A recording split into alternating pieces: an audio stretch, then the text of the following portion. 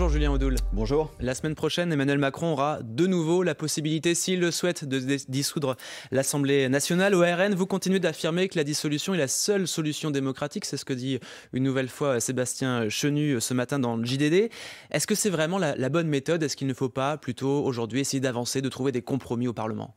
Il est certain que pour les Français, il faut un changement de politique. Et ce changement de politique passe par un changement de majorité avec l'alternance proposée par le Rassemblement national. Il y aura 2027 ? Il y a 2027, mais je veux dire, vous le savez, la dissolution fait partie des outils qui permettent de débloquer une situation politique qui, malheureusement, depuis un an, est sclérosée. Sclérosée pourquoi? Parce qu'il y a eu des alliances totalement contre nature au moment des législatives en 2024, qui ont empêché Jordan Bardella d'accéder à Matignon, qui ont empêché surtout les Français d'avoir un vrai changement. Ce qu'ils appelaient de leur vœu en 2024, notamment après les européennes avec un vote record pour le RN, c'était une rupture fiscale, c'était une rupture sécuritaire, une rupture migratoire. Ce changement leur a été volé. Donc effectivement, il est toujours d'actualité. Julien Audoul, pourquoi vous n'avez pas décidé de censurer le gouvernement sur les retraites? La gauche l'a fait, c'était il y a quelques jours. On ne comprend pas trop votre stratégie. Si vous voulez une dissolution, là, c'était l'occasion finalement de faire tomber le gouvernement? Non, c'était l'occasion de donner un cadeau au Parti socialiste et de leur faire oublier qu'ils sont responsables de la situation actuelle, et responsables notamment de la réforme des retraites injuste, antisociale de M. Macron. Parce que moi, j'entends... Non, mais excusez-moi. Elle est si injuste, cette réforme, pourquoi vous censurez pas le gouvernement? Non, mais très clairement, nous avons tous les ténors de la gauche, M. Roussel, M. Mélenchon, Mme Tondelier et d'autres qui ont appelé à voter pour M. Macron en 2017, mais surtout en 2022. Et je rappelle qu'en 2022, il n'y avait pas de programme de M. Macron, excepté la retraite à 64 ans. Donc en conscience, vous avez des gens qui prétendent lutter contre une réforme qu'ils ont participé à mettre au pouvoir. Donc il y a un véritable problème, il y a une véritable hypocrisie que nous dénonçons. Et d'ailleurs, quand nous, au Rassemblement national, nous avons proposé lors de notre niche parlementaire il y a quelques mois l'abrogation de la retraite Macron, aucun responsable de gauche, aucun député de gauche ne l'a soutenu. Mais là, Julien Audoul, c'est pas une hypocrisie vis-à-vis de vos électeurs. Non, mais nos électeurs, vous avez milité pour la retraite à 60 ans. Mais là, vous avez l'occasion... Je vous reprends, c'est pas la retraite... À une époque, Marine Le Pen voulait la retraite à 60 ans. C'est pas la retraite à 60 ans, c'est la retraite à 40 annuités travaillées pour partir avec une retraite à taux plein. Voilà. Ouais. C'est la retraite la plus juste, c'est-à-dire permettre à nos compatriotes qui ont commencé à travailler tôt, avant 20 ans, qui ont commencé à travailler avec des métiers difficiles, avec des horaires décalés, en portant des charges lourdes, de leur permettre de partir le plus tôt possible avec 40 annuités travaillées. Et pour les autres, c'est une retraite progressive avec 42 annuités travaillées. C'est une retraite qui est très clairement acceptée par les Français parce que c'est le bon sens et c'est la justice sociale. Mais cette retraite, nous le disons aux Français, elle ne pourrait être mise en œuvre qu'avec une majorité Rassemblement national et qu'avec Marine Le Pen à l'Élysée.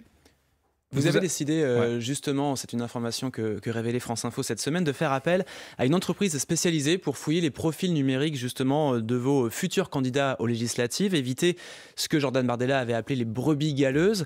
Vous le faites pourquoi? Parce que vous avez peur, justement, de ne pas être prêt en cas de dissolution? Non, notre peur, c'est de décevoir les Français. Et les Français veulent que nous accédions au pouvoir et aux responsabilités. Ils nous le demandent et ils nous l'imposent. Et ils ont bien raison, parce que nous sommes la seule alternative. Et pour cela, nous devons être les plus sérieux et les plus irréprochables possibles. Et effectivement, nous, contrairement aux autres, nous devons être parfaits à tous les niveaux. Et justement, nous sommes extrêmement... Parce que les autres bénéficient, notamment à gauche et à l'extrême gauche, d'une certaine forme de mansuétude. On se moque de savoir si leurs candidats sont antisémites, racistes, homophobes ou proches des réseaux islamistes. C'est vrai que ça passe relativement crème. On se moque pas de savoir si vous avez... Attendez, excusez-moi. Non, mais c'est important. On se moque pas de savoir si vous aurez encore des candidats qui s'affichent avec une casquette nazie ou qui sont sous curatelle, ce qui était le cas aux dernières législatives. C'est une minorité de candidats et vous le savez très bien. Nous, contrairement aux autres, dès que nous détectons des gens qui sont en infraction par rapport à nos statuts, à nos valeurs et qui ne correspondent pas à notre ligne politique, ils sont exclus. Voilà. Les autres, j'observe qu'ils sont promus, encensés et même, par exemple, vous avez des fichiers S comme M. Arnaud dans le groupe de la France Insoumise. Donc nous avons fait un travail extrêmement rigoureux qui nous a été demandé par Jordan Bardella en termes de sélection, en termes d'audition, en termes de formation de nos candidats pour bâtir une majorité qui soit la plus à même à apporter des solutions françaises. Donc vous nous le garantissez, il n'y aura aura plus de candidats qui tiendront des propos antisémites ou homophobes, je ne sais où, sur les réseaux sociaux lors des prochaines législatives. Soyons honnêtes. Le Rassemblement national, encore une fois, est l'un des partis les plus vertueux, notamment parce que l'un des partis les plus rigoureux, l'un des partis les plus républicains, qui est très à cheval sur ces principes-là et notamment sur le respect de ses valeurs et de ses statuts. Après, encore une fois, quand il y a, vous savez, dans une organisation humaine, malheureusement, nous ne sommes pas une organisation totalitaire, nous ne contrôlons pas les pensées de tout le monde. Il peut y avoir des gens qui sont, encore une fois, qui ont des pensées qui ne correspondent pas à notre ligne politique. Le fait est Ils que vous sont en avez automatiquement beaucoup exclus, c'est tout. Ouais. Alors, Julien Audoul, parlons un peu du budget 2026. Vous avez commencé à fixer vos lignes rouges sur le budget que prépare François Bayrou. Il va définir les contours de ce budget le 15 juillet prochain. En fait, vous appliquez exactement la même méthode qu'avec Michel Barnier, c'est-à-dire que vous fixez vos lignes rouges et au final, vous censurez. En tout cas, pour Michel Barnier, effectivement, il n'a pas tenu compte de nos alertes. Nous disons à François Bayrou un message très clair. Si vous touchez au pouvoir d'achat des Français, si vous augmentez les impôts, la fiscalité, si vous vous attaquez aux retraités, aux entreprises, vous tomberez, vous serez censuré. Parce qu'à un moment donné, on ne peut plus continuer une politique qui a montré tous ses échecs depuis des années, une politique qui aujourd'hui est rejetée par les Français. Les Français ne veulent plus du macronisme. Mais les 40 milliards qu'il faut trouver, Julien il faut que ce soit entendu par M. Bayrou. Vous les trouvez où, les 40 milliards ? Je peux vous donner plein d'exemples. Allez-y. Vous avez notamment, nous avons proposé le gel de l'augmentation des contributions françaises au budget de l'Union européenne, qui vont augmenter de 10 milliards d'euros en 2 ans. Nous proposons le gel. Voilà une économie. Pourquoi ? Nous proposons, parce que c'est totalement injuste. Je rappelle que nous sommes un contributeur perdant dans cette affaire. 24 milliards d'euros que le contribuable français verse à l'Union européenne. Nous en perdons 10. Et l'Union européenne nous dit comment dépenser les 14 restants. Aujourd'hui, on a une politique qui est spoliatrice, une politique qui appauvrit les Français contre nos intérêts stratégiques, contre nos souverainetés. Aujourd'hui, nous n'avons pas accepté cette augmentation de la contribution européenne. Donc vous avez une piste d'économie. Vous avez une piste d'économie très claire. Vous avez évidemment la lutte contre la fraude sociale qui n'a jamais été menée dans notre pays. C'est au bas mot 50 milliards d'euros par an. Vous avez évidemment l'immigration qui nous compte un pognon de dingue. 2 milliards pour l'entretien des mineurs clandestins dans les départements. 1 milliard pour l'aide médicale d'État, c'est-à-dire la palette de soins pour les clandestins. Vous avez tous les comités Théodule, ADEME et autres aussi qui nous coûtent beaucoup d'argent. Donc nous avons énormément d'économies à faire. Ce ne sont pas aux Français de faire des efforts, mais bien à l'État de réduire son train de vie. Julien Audoul, vous restez avec nous. Dans un instant, on va évoquer ce nouveau projet de loi prévu pour septembre pour élargir et accroître les pouvoirs des policiers municipaux. Ce sera après le Fil Info à 8h41 avec Julien Raymond. Nouvelle échéance aujourd'hui au Qatar en vue d'un éventuel cessez-le-feu dans la bande de Gaza. Israël annonce envoyer une délégation de négociateurs, même si hier Benjamin Netanyahou, le Premier ministre israélien, a jugé inacceptable les dernières demandes du Hamas en vue d'un cessez-le-feu. Les équipes de recherche toujours mobilisées dans le centre du Texas. Une trentaine d'enfants sont recherchés et portés disparus après d'importantes inondations. 50 personnes sont mortes. Ces inondations provoquées par des pluies diluviennes. Elles ont notamment touché un camp d'été chrétien. Inspecter les voitures, saisir des objets dangereux, accéder à davantage d'officiers et dresser certaines amendes. Voilà quelques-unes des futures missions de la police municipale. Une réforme sera présentée en Conseil des ministres, ce sera en septembre. Et puis le Real Madrid attend le Paris Saint-Germain en demi-finale de la Coupe du Monde des clubs. Ce sera mercredi, le PSG qui s'est qualifié hier soir contre le Bayern de Munich. 2 buts tardifs de Désiré Doué et Ousmane Dembélé. Le PSG a terminé la rencontre à 9 contre 11. France Info. Le 8-30 France Info, Antoine Comte, Benjamin Fontaine. Julien Audoul, vous êtes toujours avec nous, vous êtes député de Lyon, porte-parole du Rassemblement national. Je voudrais qu'on parle de ce projet de loi que souhaite présenter le gouvernement en septembre à la rentrée. Gouvernement qui envisage de présenter en fait un texte pour élargir et accroître, dit-il, les pouvoirs des polices municipales. L'objectif affiché par le ministre François-Noël Buffet qui porte ce texte, mettre, je cite, une boîte à outils à disposition des maires confrontés à l'augmentation des violences dans leur commune, au trafic de stupéfiants. Vous êtes très critique vis-à-vis de le gouvernement, mais on imagine que c'est une mesure que vous soutenez. Il faut d'abord dire que c'est un aveu d'échec pour le gouvernement qui aujourd'hui est totalement dépassé, qui n'arrive pas à juguler l'insécurité, qui n'arrive pas à lutter contre l'ensauvagement dans notre société. Le bilan est apocalyptique. Je veux juste dire quelques chiffres parce que c'est important. 120 attaques au couteau par jour, y compris dans les écoles. 1000 coups et blessures par jour. 3 homicides tous les jours. Pardon, des chiffres qui viennent d'où ? C'est du ministère de l'Intérieur. Des chiffres du ministère de l'Intérieur. C'est des chiffres officiels. Très clairement, aujourd'hui, on voit que l'État qui n'arrive pas à rétablir la sécurité, qui est sa compétence, hein, le régalien, l'ordre public, c'est l'État, d'abord. La sécurité, c'est bien sûr l'affaire de tous. Aujourd'hui, a tendance à rejeter la responsabilité, ou en tout cas à se défausser sur les collectivités territoriales et notamment sur les mairies. Effectivement, les polices municipales ont pris beaucoup plus d'importance. J'allais dire que c'est une bonne chose, mais parce que les maires n'ont pas le choix et parce qu'il y a une demande de sécurité.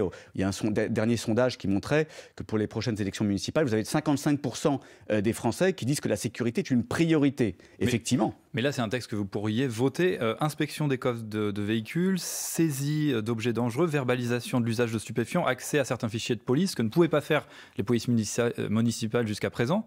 C'est un texte que vous pourriez voter à l'Assemblée ? Écoutez, nous verrons dans le détail, nous verrons le débat. Moi, ce que je dis, c'est que la sécurité est effectivement l'affaire de tous. Vous savez, nos concitoyens, quand ils sont dans le besoin, dans la détresse, se moquent de savoir si c'est un policier municipal ou un policier national qui vient les aider et qui vient leur porter secours. Mais la formation n'est pas la même. La formation n'est pas la même, bien évidemment, mais ce que je veux dire, c'est qu'il faut que le système soit souple et surtout, il faut que l'objectif soit le même. Aujourd'hui, l'objectif, c'est protéger les Français. Voilà. Non mais attendez, c'est une bonne chose ou pas une bonne chose ? Non mais parce qu'on n'a pas compris votre avis sur le sujet. La sécurité est une bonne chose. Moi, ce que je regrette et ce que nous pouvons regretter, c'est qu'il y a une tendance de l'État, du gouvernement, des gouvernements successifs, à finalement, constatant qu'il est en échec et constatant qu'il est impuissant pour lutter contre l'insécurité, se dit on va faire porter la responsabilité et peut-être donner plus de prérogatives aux municipalités, aux polices municipales. Dans un sens, c'est une bonne chose, mais malheureusement, et heureusement, je ne sais pas, le régalien est l'apanage de l'État. Et là, il y a un échec profond du macronisme. J'allais dire même un désastre sur le front de l'insécurité. Alors, je voudrais qu'on parle de l'autoroute A69, hein, cette autoroute de la discorde. Les travaux ont repris progressivement depuis une quinzaine de jours à peu près. Et il y avait des milliers d'opposants hier qui ont manifesté aux alentours du chantier contre cet axe autoroutier qui doit relier Toulouse à Castres. Franchement, Julien Audoul, quand on voit le coût du projet, plusieurs centaines de millions d'euros, les impacts annoncés sur l'environnement pour seulement 53 km de parcours, est-ce que ça vaut vraiment le coup de s'obstiner, que le gouvernement s'obstine à défendre la construction de cet axe autoroutier ? Moi, les impacts qui me révoltent, c'est les impacts de l'extrême gauche ultra-violente, des milices, des éco-terroristes, parce qu'il faut appeler un chat, qui ont attaqué avec une brutalité extrême les forces de l'ordre, à coups de boules de pétanque, de couteaux, de haches, avec des drapeaux palestiniens, ce qui montre bien évidemment la tendance idéologique, que ces gens-là se foutent totalement de l'écologie, mais sont des militants extrémistes. C'était pas vraiment ma question. Non mais excusez-moi, c'est ma réponse, parce que c'est ce qui devrait aujourd'hui tous nous révolter. Voilà. Que vous ayez un projet, une infrastructure quel qu'il soit, on peut y avoir des désaccords, etc. En démocratie, il y a toujours des désaccords, très bien. Mais qu'on en passe par la violence et que cette violence soit instrumentalisée, cautionnée et soutenue notamment par un mouvement politique qui est celui des Verts et notamment par une députée écologiste, Madame Lisa Bellucco, qui a appelé à des opérations terroristes et à du sabotage des militants écologistes, je trouve ça extrêmement dangereux. Et moi, je vous le dis, j'ai déposé un article 40 contre cette députée, parce que cette attitude est totalement inacceptable de la part d'une parlementaire. Elle alimente la violence, la haine, et c'est totalement intolérable, et ça doit être sanctionné. Pardon ? Déposé quand ? Il y a 48 heures. Après ces déclarations, où je le rappelle, elle appelle à des opérations de sabotage. C'est une députée de la République. Sur le fond du sujet, pour répondre à ce que vous demandez, Antoine, est-ce que ça vaut le coup de continuer à s'obstiner pour défendre la construction de cet axe autoroutier ? Mais écoutez, si on écoutait les Verts et les militants extrémistes, en fait, on ne ferait rien dans notre pays. On reviendrait à l'âge de pierre, nous serions dans des grottes, il y aurait des bougies.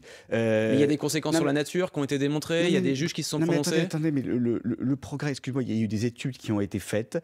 Je pense que la France, l'État français, fait partie des États les plus vertueux du monde en matière d'écologie, en matière de réduction de son empreinte carbone. Je rappelle qu'on représente 0,9% des émissions de gaz à effet de serre au niveau mondial. Donc arrêtons la décroissance, arrêtons la stigmatisation et continuons sur la voie du progrès. Julien Audoul, on parle d'environnement. Bruno Retailleau qui dit qu'il faut arrêter de subventionner en France l'éolien et le photovoltaïque. Vous y êtes favorable? Vous soutenez la démarche de Bruno Retailleau? Bruno Retailleau est d'accord avec Marine Le Pen, Jordan Bardella, donc c'est une bonne chose. Nous n'avons pas attendu M. Retailleau. Ça fait des années que Marine Le Pen demande un moratoire sur l'éolien, qui est une idéologie, j'allais dire une escrologie, qui nous pollue à la fois l'air, les paysages, qui constitue encore une fois un calvaire pour les habitants. Et moi, encore une fois, nous appelons à ce moratoire et nous appelons surtout à une écologie du bon sens. C'est-à-dire arrêter avec ces énergies intermittentes qui sont forcément arrimées par une énergie thermique, centrale à gaz, centrale à charbon,